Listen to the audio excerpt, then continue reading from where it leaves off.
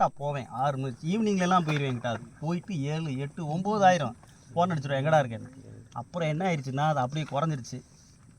டீச்சரும் என்னை விரட்ட ஆரம்பித்தாங்க. அப்புறம் பார்த்தா குறைஞ்சிருச்சு, நம்ம கூட வந்துட்டாங்க. இப்போ என்னன்னா நேற்று போய் ஒரு இடத்துல நின்ற உடனே என்னங்க இது என்னங்க இல்லை கோவில்பட்டியில் ஒரு பார்க்குக்குள்ளே போனோம்.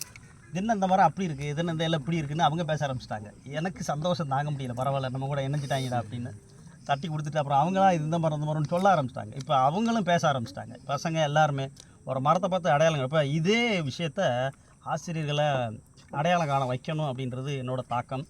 இது இப்போ நம்ம இங்கே பேசுனது மிகப்பெரிய செல்வம். இந்த விஷயம் இது கண்டிப்பாக போயிடும். என் மாணவர்களுக்கு நான் கொடுத்துருவேன். இவங்க மூலமாக நீ அடுத்து இதை கொண்டு போகணும். இப்போ என்ன நான் இங்கே நினச்சேன்னா ஒரு பசுமைப்படை கூட்டம் டீச்சர்ஸை பூரா இங்கே கொண்டு வரணும்னு நினச்சேன் பேசிகிட்டு இருக்கும்போது. அது உங்கள் தலைமையிலே கொண்டு வரணும்.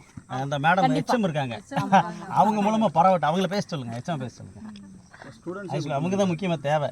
நாங்கள் வாத்தியாரில்